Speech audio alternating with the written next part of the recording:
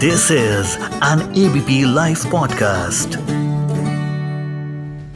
आप कल्पना कर सकते हैं, ये लोग इतने डरे हुए हैं, इनको रात में सपने में भी पाकिस्तान का परमाणु बम दिखाई देता है।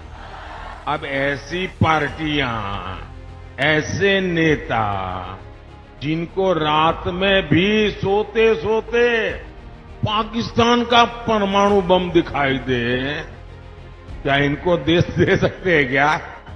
ऐसे लोगों को देश दे सकते हैं क्या? ये कांग्रेस के नेताओं के, इंडी गठबंधन के नेताओं के कैसे कैसे बयान आ रहे हैं। कहते हैं कि पाकिस्तान ने चूड़ियां नहीं पहनी है। अरे भाई, पहना देंगे। पीएम मोदी ने बिहार के मुजफ्फरपुर में चुनावी जनसभा को संबोधित करते हुए विपक्षी दलों पर जमकर निशाना साधा और कहा कि ये लोग इतने डरे हुए हैं कि इन्हें रात को सपने में भी पाकिस्तान का परमाणु बम दिखाई देता है। उन्होंने विपक्ष के गठबंधन नेताओं के बारे में कहा कि कैसे कैसे बयान आ रहे हैं। कहते हैं कि पाकिस्तान ने चूड़ियां नहीं पहन रखी। अरे भाई, पहना देंगे। पीएम मोदी ने कहा कि उनको आटा भी चाहिए, बिजली भी नहीं है। अब हमको मालूम नहीं था कि उनके पास चूड़ियां भी नहीं है। और पीएम मोदी का ये बयान ऐसे वक्त पर आया है जब इससे ठीक पहले जम्मू कश्मीर के पूर्व मुख्यमंत्री फारूक अब्दुल्ला ने कहा था पाकिस्तान ने चूड़ियां नहीं पहन रखी है और उसके पास भी परमाणु बम है जो हम पर गिरेंगे। सवाल उठ रहा है कि चौथे चरण की वोटिंग के बीच पाकिस्तान अचानक इस तरह से भारतीय चुनाव में कैसे मुद्दा बन गया। आज संवाद में इसी पर बात करेंगे। मैं आपके साथ हूं राजेश कुमार और इस पूरे मामले पर हमारे साथ इस वक्त बात करने के लिए वरिष्ठ पत्रकार अवधेश कुमार जी हैं। अवधेश जी, पाकिस्तान इस वक्त बड़ा मुद्दा बना है, आप कैसे देखते हैं इसको? सामान्यतः हमारे चुनाव में शायद ही कभी ऐसा हुआ हो जब पाकिस्तान मुद्दा नहीं बना हो। पहले मणिशंकर अय्यर जी शायद हर चुनाव में कुछ न कुछ पाकिस्तान की बात करते रहे। इस चुनाव में भी उन्होंने कह दिया कि पाकिस्तान के पास परमाणु बम है और इसलिए हमको उसका सम्मान करना चाहिए। पता नहीं सम्मान नहीं करने से कब वो परमाणु बम छोड़ दे। और फारूक अब्दुल्ला ने, मुझे याद है कि पिछले जब 370 हटाने के पहले जो विधानसभा चुनाव हुए थे, तब उसके पहले लोकसभा चुनाव हुए, कई बार उन्होंने ये बताया है कि पाकिस्तान से हमको बात करनी चाहिए। आप डरा धमकाकर पाकिस्तान को मजबूर नहीं कर सकते, आप कुछ करेंगे। तो उसने भी चूड़ियां नहीं पहन रखी है। महबूबा मुफ्ती तो लगातार ऐसी बात करती ही रहती है। देश में भी बहुत सारे वर्ग ऐसे हैं जो कुछ न कुछ पाकिस्तान के विरोध में या समर्थन में बोलते हैं। देखिए, मूल मुद्दा पाकिस्तान नहीं है। अब हमारे देश के लिए पाकिस्तान इस मायने में एक दंश है कि अखंड भारत से खंडित होकर और मुसलमानों के मुद्दे पर कि ये जो स्वतंत्रता आ रही है, वो चाहे गांधी, नेहरू, पटेल के नेतृत्व में हो, उस समय मुस्लिम लीग और उनको समर्थन देने वाली अन्य पार्टियों ने जिन्ना के साथ यही आवाज लगाई थी कि ये तो हिंदुओं के लिए स्वतंत्रता होगी, मुसलमान इसमें दोयम दर्जे के नागरिक हो जाएंगे और हम तो दो मजहब और दो सभ्यता संस्कृति के देश हैं, हमें अलग देश चाहिए। यद्यपि यहाँ के नेताओं को स्वीकार नहीं था, क्योंकि लंबे समय से हिंदू मुसलमान यहाँ साथ साथ रह रहे थे। उसके बाद कितना व्यापक कत्लेआम हुआ, डायरेक्ट एक्शन हुआ और ऐसी स्थिति आ गई कि उस समय के नेताओं को विभाजन स्वीकार करने को मजबूर होना पड़ा और अंग्रेजों की नीति थी। तो उस समय से हमारे यहाँ ये विषय हमेशा रहा है कि जो हमारे देश से बटा हुआ पाकिस्तान है, उसके प्रति देश के नेताओं की नीति या हमारे देश की नीति कैसी होनी चाहिए। और वो समय से पर हमने देखा है कि भारत में जब भी कोई उदारवादी बात हुई है और उसके आधार पर यहाँ की नीतियां बनी हैं, तो पाकिस्तान ने ही उसको अंततः स्वीकार नहीं किया और वहीं से कोई न कोई आतंकवादी हमले हो गए, ऐसे हुए हैं। तो देश में ये प्रवृत्ति स्थापित है इस समय। खासकर नरेंद्र मोदी जब सत्ता में आए तो उस समय भी एक पाकिस्तान बड़ा मुद्दा था, क्योंकि यूपीए सरकार ने आतंकवादी हमलों के विरुद्ध भारत जैसे सक्षम, सशक्त और प्रतिशोध सफलतापूर्वक लेने की ताकत रखने वाले देश ने जिस ढंग से दबूपन का परिचय दिया, प्रतिक्रिया में कार्रवाई नहीं की या कूटनीतिक स्तर पर पाकिस्तान को जितना दबाव में लाना चाहिए था, उस ढंग से कार्रवाई न करने के कारण देश में एक निराशा थी। और उसमें जब नरेंद्र मोदी ने उस समय 2013-14 में इसको बड़ा इशू बनाया तो लोगों का समर्थन मिला। तो इसलिए आपको यह सोचता हो कि ये मुद्दे नहीं होंगे तो ये उनकी बात है। इस पर वोट मिलते भी हैं, वोट विरुद्ध में जाते भी हैं। उसी तरह जैसे लोगों के अंदर अगर हिंदू मुस्लिम का भाव है तो वो मुद्दे रहते हैं और उन पर वोट मिलते हैं, उनके विरुद्ध वोट जाते हैं। और पाकिस्तान सहसा नहीं निकला है। आप इस चुनाव में देखेंगे तो जो आजादी के पहले जो चुनाव हुए थे, खासकर संविधान सभा संसद की दृष्टि से, उसमें जैसे मुद्दे बनाए थे कुछ मुस्लिम नेताओं ने, इस बार भी उस तरह के मुद्दे बनाने की पूरी कोशिश हुई है।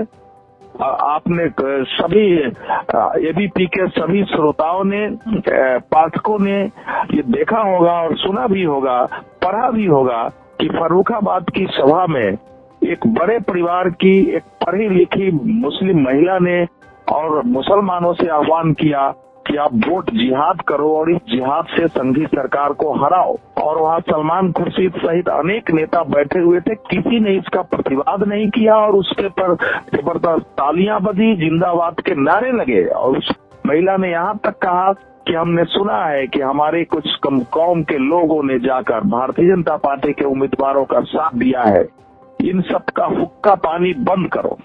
और आप देखेंगे कि इस समय आपको जगह जगह इस तरह की प्रवृत्तियां, ऐसे आपको वीडियो मिल जाएंगे जिस वीडियो में आपको कहीं बताया जा रहा है कि यह चुनाव तुम्हारे लिए तो मजहब के रक्षा का विषय है, दीन का विषय है, तुम्हारा ईमान ये कहता ही नहीं है कि भाजपा को वोट दो। कहीं अलग अलग संस्थाओं से इस प्रकार के देश भर में यह अभियान चला है। तो वो अभियान भी लोगों के सामने है और पाकिस्तान भी इसमें आ गया है। तो ये इन सब चीजों को आप नकार नहीं सकते हैं। सवाल यह है कि अगर फारूक अब्दुल्ला कहते हैं तो उनको ये बताना चाहिए कि भारत के प्रति, भारत का पाकिस्तान के प्रति क्या रवैया होना चाहिए। क्या वहां से आतंकवादी आते हैं, हमले करते हैं और उस हमले को हम सहन करें और पाकिस्तान के विरुद्ध कार्रवाई न करें? क्या पाकिस्तान की घेरेबंदी करके उसको कमजोर करना, उसको मजबूर करना कि हमारे देश में आतंकवादी कार्रवाई न कराए, जम्मू कश्मीर जैसे राज्य में वो अलगाववादी भावना न पन पाए और उस भावना को करने के लिए काम करना गलत है।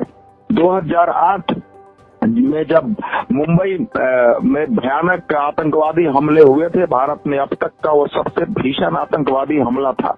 उसके बाद उस समय के एयरफोर्स के चीफ ने बाद में बयान दिया कि हमने तत्कालीन मनमोहन सिंह सरकार को यह प्रस्ताव दिया था कि हमें अनुमति दी जाए, हमारे वायुसेना के जवान पाकिस्तान की सीमा में घुसकर इसका बदला लेना चाहते हैं, क्योंकि हमारे पास इस बात की रिपोर्ट थी कि पिन पॉइंटेड था कि कहां से इसके षड्यंत्र रचे गए थे, लेकिन उस सरकार ने इसकी अनुमति नहीं दी। इसके विपरीत प्रधानमंत्री नरेंद्र मोदी के शासनकाल में 2 बार तो प्रकट रूप से 2016 में उड़ी पर आतंकवादी हमले के बाद भारतीय जवानों ने पूरी तैयारी के साथ उनके सीमा को क्रॉस किया, सर्जिकल स्ट्राइक किया, उनके आतंकवादियों को, यहाँ तक कि उसका साथ देने वाले वहाँ कुछ सेना और पुलिस के जवानों की बाजाबता उनको मौत की नींद सुलाया, वहाँ शिविरों को ध्वस्त किया और इस बार सफलतापूर्वक वापस आ गए।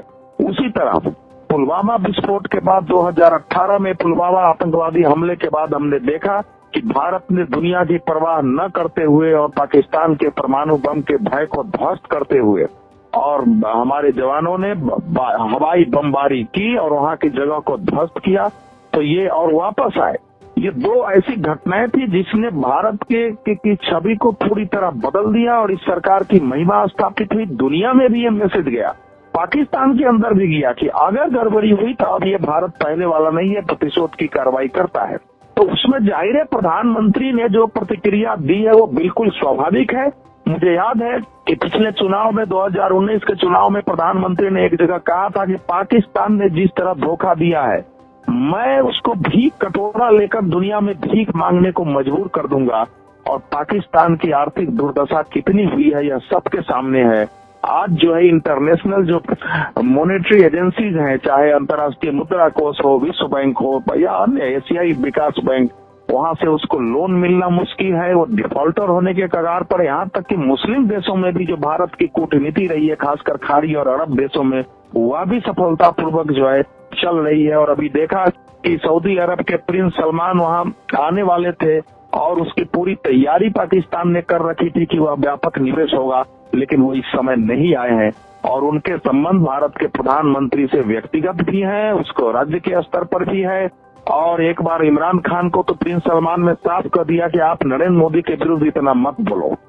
और भारत ने अभी आप देखे कि वहाँ एक बड़े जो है मंदिर का उद्घाटन किया और वो मंदिर विश्व का एक बड़े मंदिरों में शामिल हुआ है। तो मुस्लिम देश में हमारी नीतियां जिस ढंग से चल रही है, हमारे देश के नेताओं की समस्या यह है कि चुनाव के समय भी भारत हमारा क्या है, या चुनाव के पहले भी भारत को कैसा होना चाहिए, हमारे देशों के साथ संबंध कैसे हो, हमारा देश सीना उठाकर कैसे खड़ा रहे, कैसे सशक्त रहे, हमारे देश के लोग भारत को कैसा देखना चाहते हैं, पाकिस्तान के संदर्भ में हमारी नीति में सुसंगति कैसे हो, इस पर गंभीरता से विचार करने वाले नेता हमारे देश में नहीं रहे। ज्यादातर अपरिपक्व है, निहित स्वार्थी तत्व है, कुछ के अंदर घोर सांप्रदायिकता है, कुछ हमेशा संघ परिवार और भाजपा के विरुद्ध घृणा और द्वेष की मानसिकता से भरे रहते हैं, उसमें बयान देते हैं तो उनमें संतुलन और परिपक्वता नहीं रहती है। इसी तरह से बयान आ रहे हैं, तो ऐसे बयानों पर प्रतिवाद होना ही चाहिए।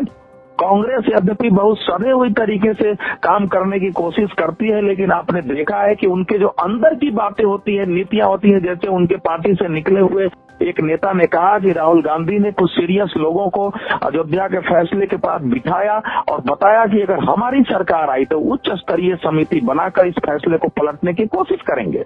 तो ये सब फूट पड़ता है। ये ऐसा नहीं कि पाकिस्तान के बारे में जो बोलते हैं वो तात्कालिक रूप से आपके मन में ही ये भाव है।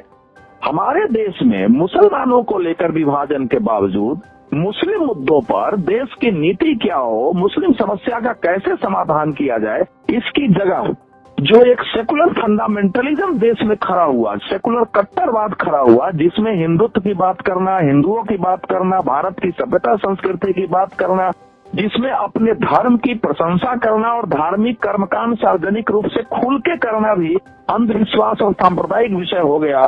तो वो एक मानसिकता है, उसी मानसिकता का प्रकटीकरण पाकिस्तान को लेकर के बयानों में होता है और वो दिखता है। इसका निश्चित रूप से प्रतिवाद होना चाहिए और देश के मतदाताओं को भी विचार करना चाहिए कि वो मतदान करते समय किस पार्टी का समर्थन करेंगे, क्योंकि पाकिस्तान के मन में यह टीस बनी हुई है कि इसने हमारे देश का विभाजन किया और जम्मू कश्मीर इस्लामिक राज्य, इस्लामिक बहुमत वाला होते हुए भी हमारे हाथ में नहीं है। और हमको भारत को, जैसे वो जियाउल हक और पहले राष्ट्रपति सिकंदर मिर्जा ने कहा था कि भारत को जैसे होता है ना, चूहो चूहो करके लहू लुहान करते रहना हमारी नीति है। तो पाकिस्तान के नेताओं के अंदर वो रही है, कुछ नेताओं ने कोशिश की, उससे गए नहीं है। तो इस दृष्टि से जो है भारत का मतलब भारत को समझना, भारत की आत्मा को समझना, भारत के लोगों की मानसिकता को उसके अनुसार से जनमत को परिणत करना, पाकिस्तान के संदर्भ में नीतियों में दृढ़ता लाना, ये भारत के हक में होना चाहिए।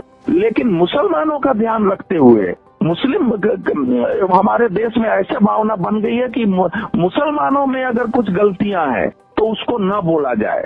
अगर वो ऐसा लगता है जैसे पाकिस्तान के संदर्भ में हमारी नीति का कठोर होना मुस्लिम विरोधी हो जाएगा, ये कैसे हो सकता है?